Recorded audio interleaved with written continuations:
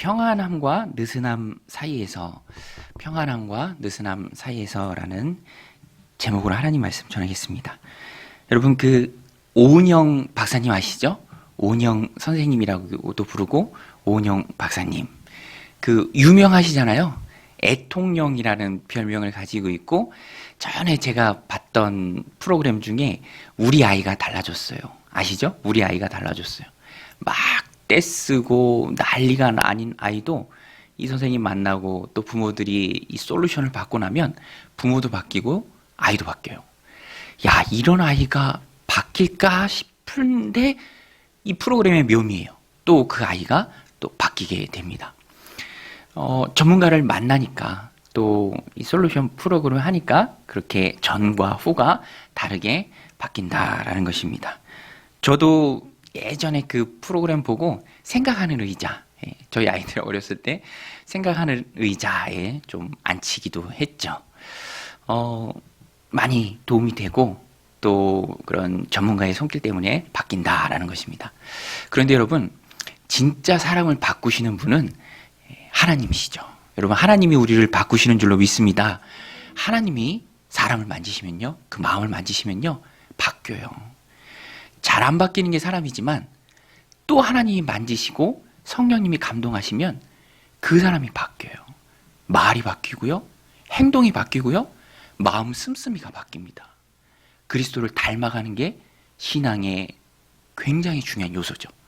그 중요한 요소를 위해서 하나님의 뜻에 따라 사람을 바꾸세요. 오늘 본문에도요, 에서가 바뀐 모습이 나옵니다. 우리 에서가 달라졌어요 같아요. 에서가 달라졌어요.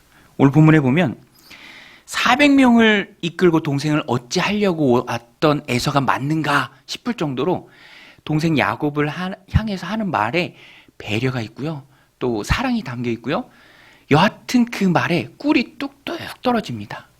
여러분, 하나님 우리를 만지셨을 때 우리의 언어가 바뀌시기를 주님의 이름으로 축원드립니다. 말에 사랑이 담긴 거예요. 오늘 말씀 12절에 보면 우리 12절 같이 한번 읽겠습니다. 시작. 에서가 이르되 우리가 떠나자, 내가 너와 동행하리라. 에서는요, 이미 하나님의 은혜로 성령의 이 능력에 감동하심이 에서에게 있었겠죠. 그래서 그 감동하신 가운데 동생을 향한 원망이 싹 사라졌습니다. 미움이 사라졌어요. 그리고 이제는 동생을 향해서 이런 사랑의 제안을 해요. 자, 동생아, 이제 우리가 가자. 이렇게 말이 바뀌고 또 배려로 동생을 대합니다. 동생이 야곱이 어린 자녀들 때문에 또 가축대가 많아서 이 400명이나 되는 그 군사들과 보조를 맞추기가 어렵습니다. 그냥 정중히 사양을 해요. 그때에도 에서가 이 마음에 더 위하고 싶은 마음이 있어서 그러면 내 종들 중에 몇 명을 남겨두겠다. 그들이 지키고 또 길한 일을 할 것이다. 이렇게까지 제안을 하죠. 400명을 이끌고 야곱을 어찌하려고 왔던 에서가 이렇게 바뀌었다라는 것입니다. 에서뿐만 아니라 하나님이 상황을 바꾸시고 사람을 바꾸시는데 야곱의 마음 가운데도 평안한 마음을 넘치도록 부어주세요. 그래서 에서와 대화하는 야곱의 마음 가운데도요, 하나님이 주신 그 평안한 마음이 넘치도록 있습니다. 그래서 형이 400명의 군사로 야곱 일행을 에스코트 하겠다라고 했을 때 고맙지만 아직 자식들이 어리니 그들의 걸음에 보조를 맞춰 천천히 가겠다라고 말을 해요. 우리 14절 말씀인데요, 같이 읽겠습니다. 시작. 청하건대 내 주는 종보다 앞서 가소서. 나는 앞에 가는 가축과 자식들의 걸음대로 천천히 인도하여 세일로 가서 내 주께 나가리이다. 세일은 에서가 거주하고 있는 지역의 이름입니다. 그곳으로 가겠다라고 야곱이 말하는 거예요. 우리는 천천히 가겠습니다. 근데 저는 이 말씀을 읽으면서 천천히 걸음대로, 자식들의 걸음대로 맞춰서 천천히 가겠습니다라는 마음에 좀 와닿더라고요. 왜냐하면 야곱은요, 항상 쫓기는 인생을 살았어요. 성급하게 사는 인생을 살았습니다. 그냥 안절부절 못하는 인생을 살았어요. 자기가 움켜쥐지 않으면 그냥 불안한 인생. 그런데 하나님이 야곱의 마음을 만지시고 그 마음 가운데 평안함을 허락하셨을 때 이제는요, 야곱이 어떻게 바뀌냐면 야곱도 바뀌었어요. 마음의 여유가 있습니다. 어린 자녀들 데리고 가야 하니 급하게 가지 않고 천천히 그대의 보조에 맞춰서 가겠습니다라고 화해해서 관계가 좋은 에서에게 자신감을 가지고 또 확신 있게 얘기를 합니다. 그러니까 이제 에서와 야곱의 관계는요, 너무너무 좋은 관계가 되어진 거예요. 눈치 보는 관계도 아니고, 전에는 야곱이 에서 때문에 얼마나 두려워했습니까? 에서가 넘어야 하는데 넘지 못할 산 같고, 에서가 와서 400명 이끌고 와서 처자식을 칠까 얼마나 두려워했어요. 그런데 하나님이 그 모든 관계를 화목하게 바꿔주심에 이제는 자신의 마음을 있는 그대로 형한테 잘 이야기해 줄 수 있는 그런 평안한 마음이 되었습니다. 어떤 주석가는요, 자식들의 걸음대로 천천히 가겠습니다, 이렇게 여유롭게 얘기하는 야곱 안의 마음의 평안함을 가리켜서 그렇게 표현했어요. 고요한 물처럼 평온한 상태다. 고요한 물처럼. 여러분, 고요한 물처럼 바람이 일지 않을 때 잔잔하고 그 평온한 수면을 보면은 마음이 얼마나 따뜻해지고 또 그 광경이 얼마나 그 자체로 아름다워요.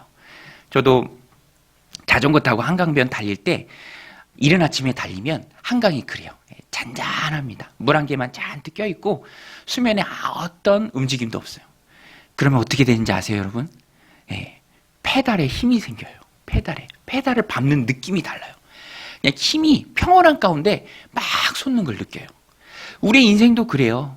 가정이 평안하고 관계가 평안하고 삶이 평안하고 인생이 평안하고 어디 가든지 하나님 주신 평안함이 있으면 거기서 힘이 나와요. 여러분, 평안함이 곧 능력인 줄로 믿습니다. 그래서 평안함의 가치가 너무 크고 또 소중하고 좋은 거예요.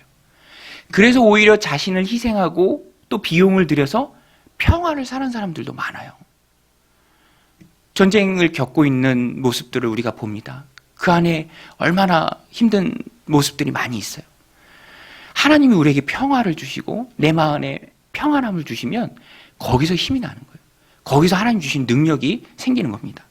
그래서 우리는요, 이렇게 완전한 평안한 모습으로 바뀐 야곱의 모습을 보면서 우리가 깨달아야 할 것이 있어요. 그게 뭐냐면, 마음의 평안함이, 마음의 참 평안함이 있을 때 내가 자신감 있게 말하고 행동할 수 있어요.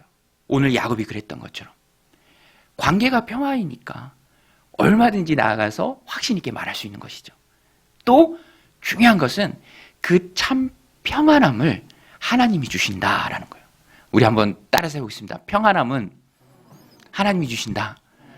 여러분, 평안함 누가 주신다고요? 하나님이 주세요. 그럼 우리가 누구에게 기도를 해야 할까요? 하나님께 기도해야 돼요. 하나님, 내 마음 가운데, 내 삶 가운데, 내 인생 가운데 여유와 하나님 주시는 참 평안이 넘치길 소원합니다. 그 참 평안을 우리에게 주세요. 그 평안함이 곧 힘이요, 능력이요. 우리가 그 평안함의 능력으로 하나님 주신 삶을 자신감 있게, 확신 있게, 힘 있게 살아갈 수 있도록 하나님, 내 마음 가운데 평안을 부어주소서라고 우리 하나님 앞에 늘 기도해야 합니다. 예수님께서도 요한복음 14장 27절에서 평안을 주노라 라고 이미 말씀하셨어요. 우리 같이 읽겠습니다. 시작. 평안을 너희에게 끼치노니 곧 나의 평안을 너희에게 주노라. 내가 너희에게 주는 것은 세상이 주는 것 같지 아니하니라. 너희는 마음에 근심하지도 말고 두려워하지도 말라. 여러분, 근심하지 않기를 축원합니다. 성도에게 있어서 근심과 염려는요, 맞지 않는 옷이에요. 어울리지 않는 옷이에요. 우리는 이미 예수님께서 평안을 준 하나님의 자녀들이요, 하나님의 백성들입니다. 하나님이 우리에게 평안을 주셨어요. 그래서 우리는 이미 평안을, 세상이 줄 수 없는 참 평안을 소유한 자들입니다. 마음의 평안함의 가치가 소중한데 평안을 끼치는 분이 주님이시니까 주님이 이미 주셨고요. 또 내 삶 가운데 그 평안함이 넘치도록 지속적으로 또 하나님 앞에 주님께 기도해야 합니다. 평안을 주옵소서. 주님이 아니라 세상에서 어떤 평안해 보이는 것을 찾는 것은요, 그것은 어리석은 거예요. 세상이 주는 평안은 존재하지 않습니다. 누가복음 12장에 보면 어리석은 부자가 나와요. 이 부자는 소유의 넉넉함에서 평안함, 그러니까 안정감을 누렸습니다. 소출이 많아지고 그래서 조금 걱정하다가 창고를 크게 짓고 거기에 다 누우면서 여러 해 쓸 물건이 있다. 내 영혼아 평안하라. 근심하지 말아라. 즐거워하라. 소유의 넉넉함에 인생의 기쁨을 두었죠. 물론 그럴 수 있습니다. 계획할 수 있고요. 열심히 땀 흘려 노력할 수 있고요. 또 나름대로 세상의 지혜를 발휘해서 창고를 크게 지고 거기다 다 넣고 행복해 할 수 있어요. 그러나 중요한 것은 사람의 생명이 하나님 손에 달렸다라는 거예요. 여러분, 우리의 생명은 하나님께 달린 줄로 믿습니다. 그래서 내 생명이 하나님 손에 달렸다라는 것을 잊는 순간 세상에서 우리가 평안을 느낄 수가 없어요. 그래서 이 누가복음 12장에 나오는 어리석은 부자에게도 주님께서 이렇게 비유로 말씀하십니다. 하나님께서 이렇게 말씀하시죠. 12장 19절 21절을 보면 또 내가 내 영혼에게 이르되 영혼아 여러 해 쓸 물건을 많이 쌓아두었으니 평안히 쉬고 먹고 마시고 즐거워하자 하리라 하되 하나님은 이르시되 어리석은 자여 오늘 밤에 내 영혼을 도로 찾으리니 그러면 내 준비한 것이 누구의 것이 되겠느냐 하셨으니 자기를 위하여 재물을 쌓아두고 하나님께 대하여 부여하지 못한 자가 이와 같으니라. 세상에서 평안을 얻으려고 애쓰는 그 몸부림이 헛되다라는 것입니다.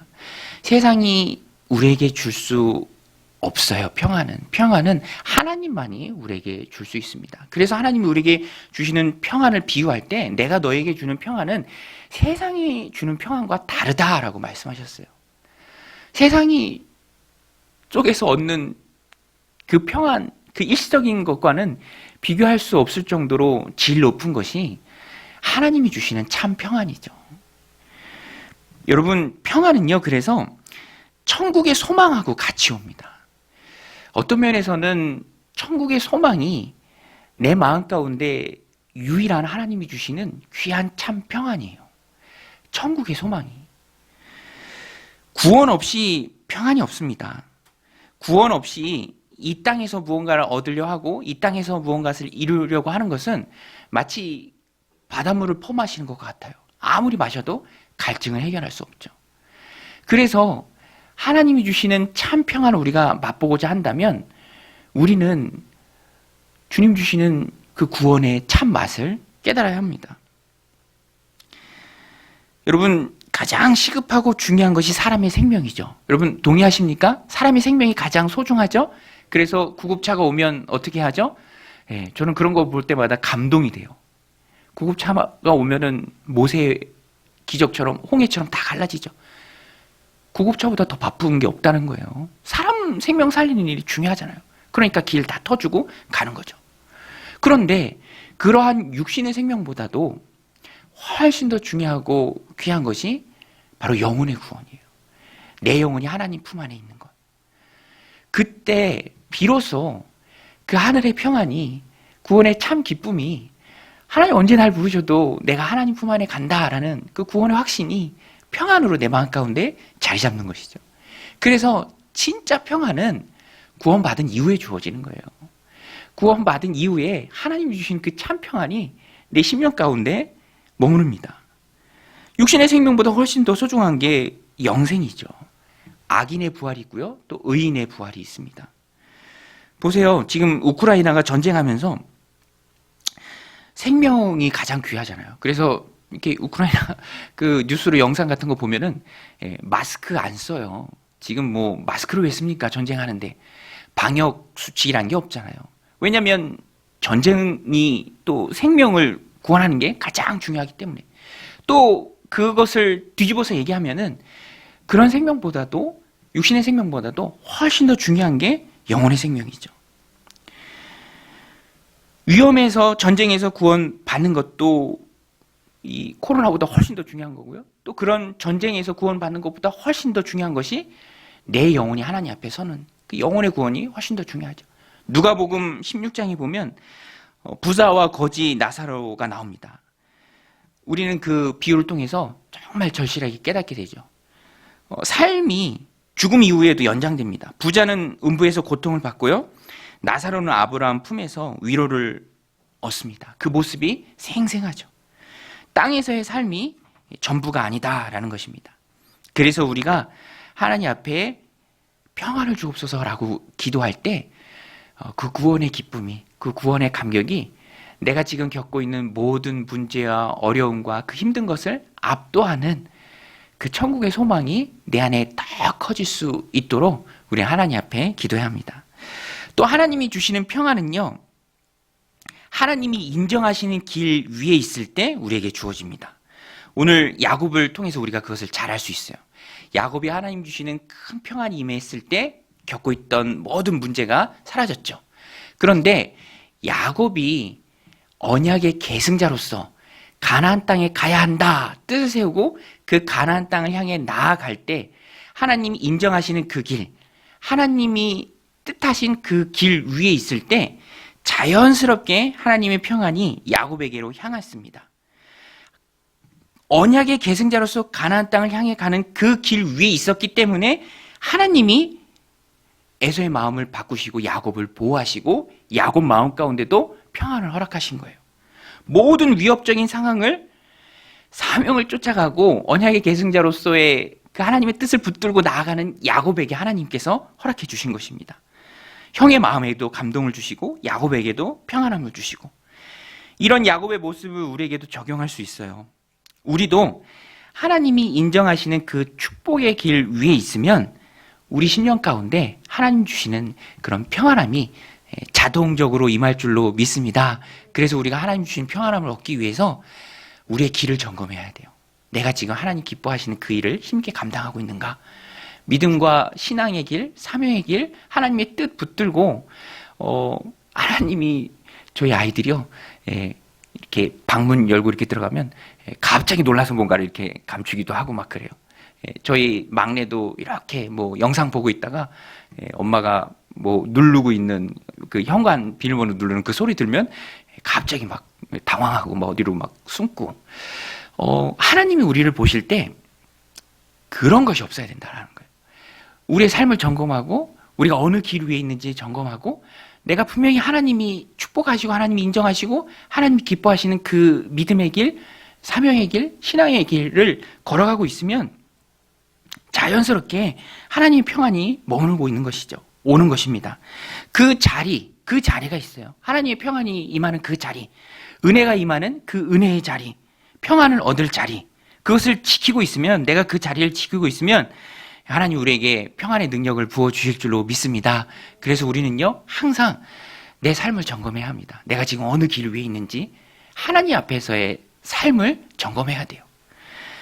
며칠 전에 저도 느끼는데요, 신학교 동기들 모임이 있었습니다. 대학 동기들인데요, 지난번에 우리 교회에 한번 오셨던 말라위 선교사님하고 같이 모여서 우리 교회에서 모여서 모임을 가졌는데, 2명의 모였던 사람들 중에 2명의 이 친구 목사님이 유독 우리 예배당이랑 또 바깥이랑 뭐 이렇게 많이 유심히 살펴보더라고요.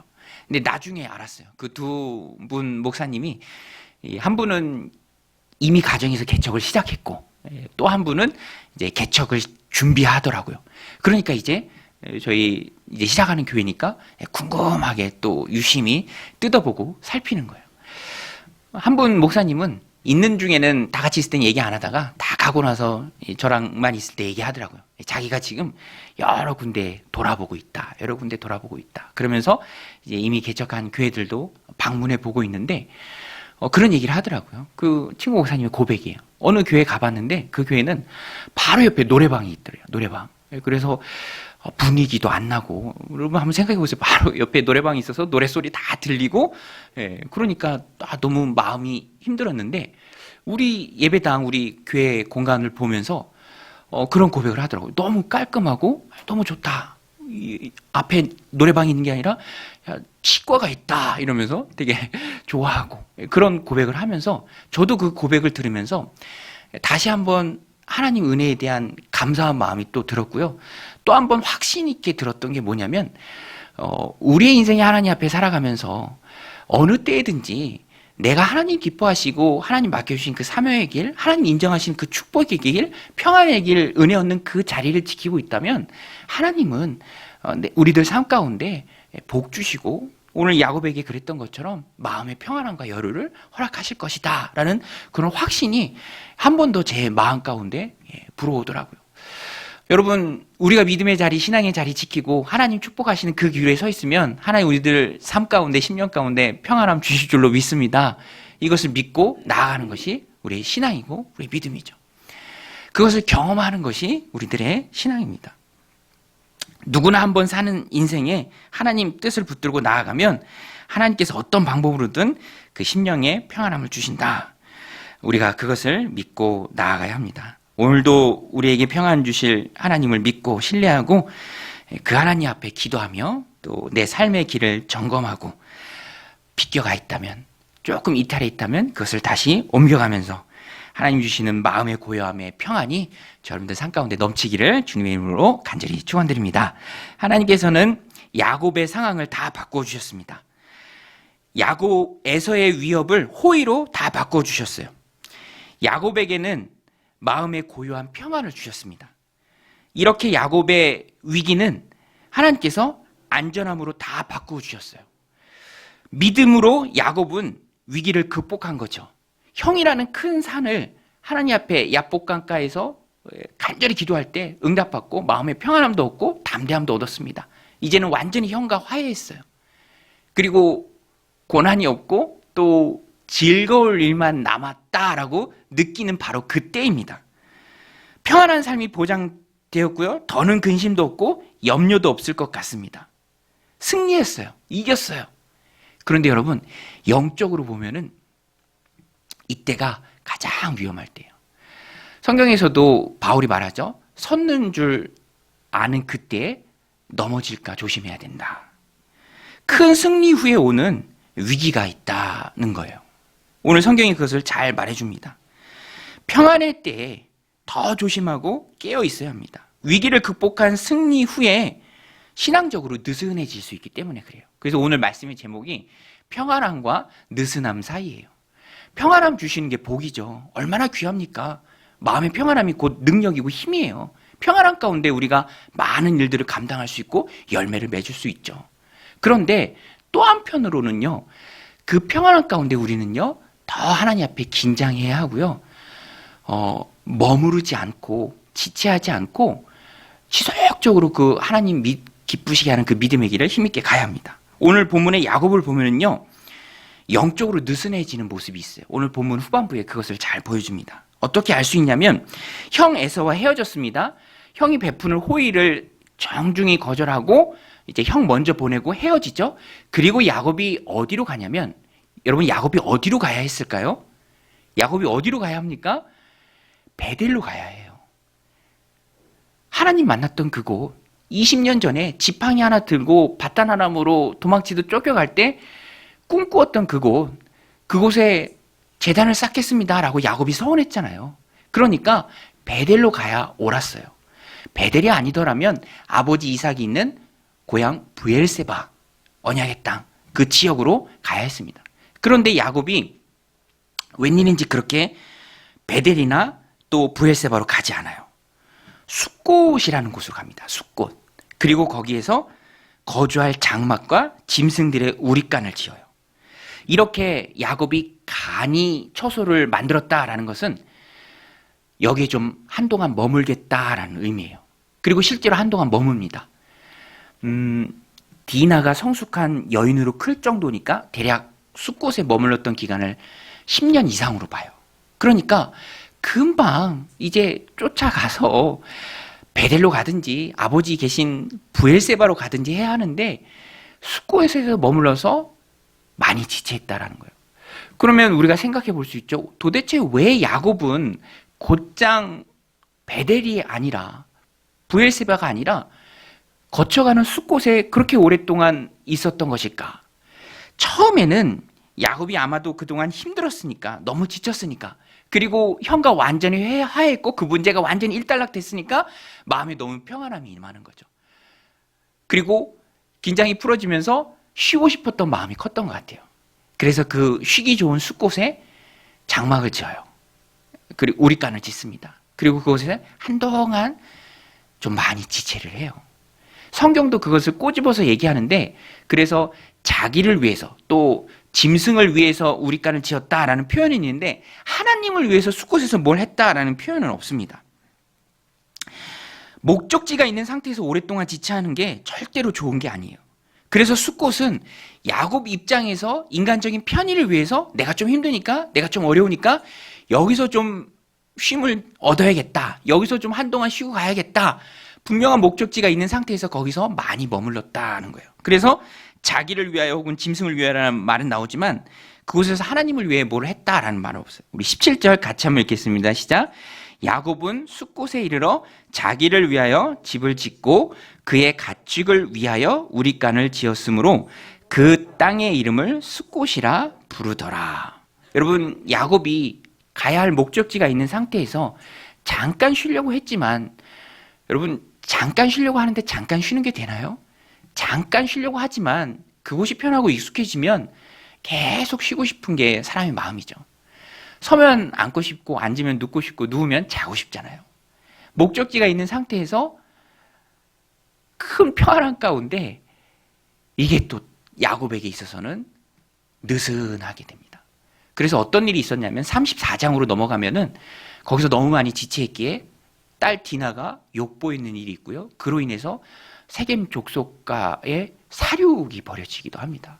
그런 안타까운 일, 가정의 어려움이 찾아오는 것이죠.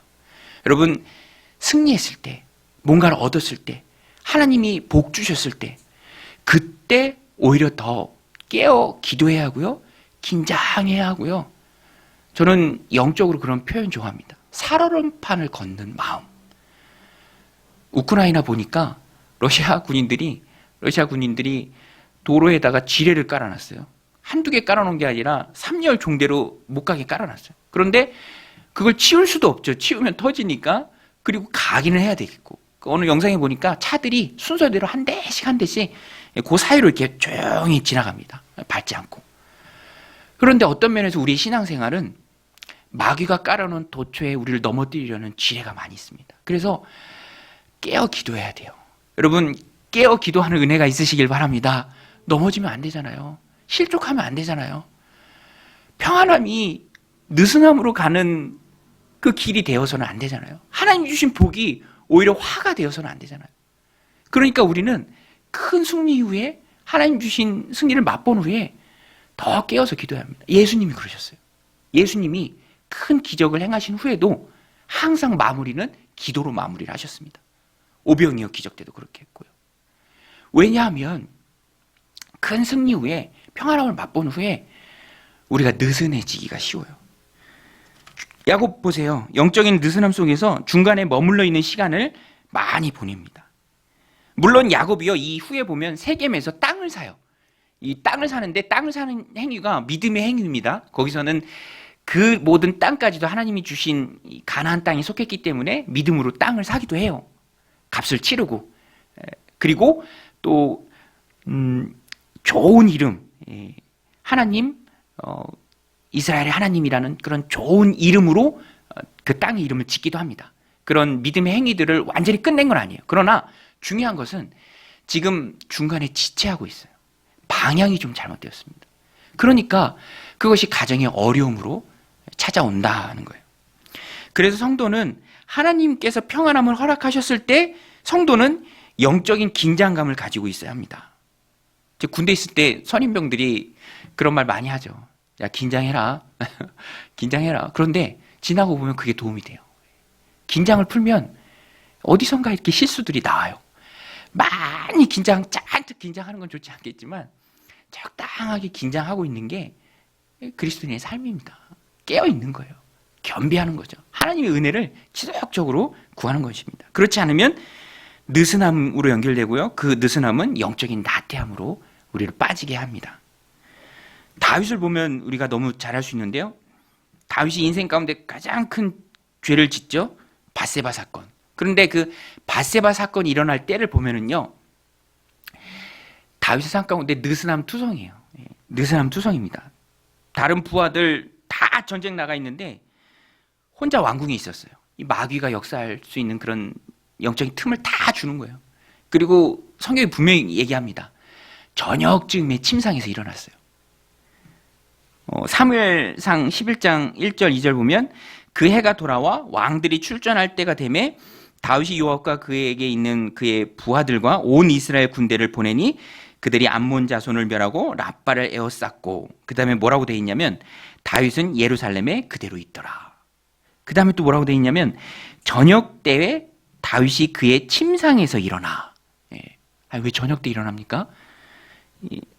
분위기가 심상치 않은 거죠. 그 다음에 왕궁 옥상에서 거닐다가 그곳에서 보니 한 여인이 목욕을 하는데 심히 아름다워 보이는지라. 그러니까 벌써부터 영적인 느슨함이 다윗 한가운데 많이 있었다는 것입니다. 죄에 빠져 넘어지는 데는 영적으로 느슨해질 때이죠.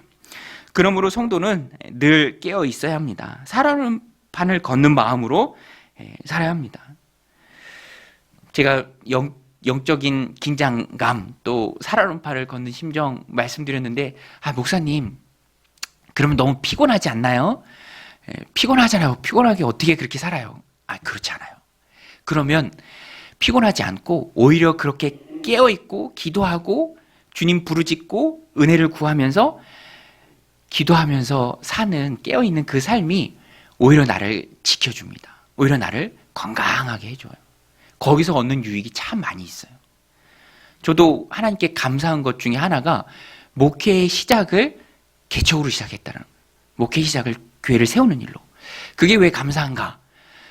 왜 감사하냐면 처음에 짐을 나눠줄 사람이 없기 때문에 제가 다 해야 돼요. 제가 다 하면 그런 것들을 감당하면서 하나님이 주시는 특별한 은혜들이 있어요. 이렇게 하지 않고는 해볼 수 없는 경험이기 때문에 이렇게 하면서 경험하도록 하나님이 허락해 주신 그 은혜가 있죠. 그래서 그것을 힘들다라고 생각하지 않고 이것 또한 하나님이 주신 은혜다라고 생각하기 때문에 거기서 하나님이 주시는 영적인 은혜가 많이 있다라는 것입니다.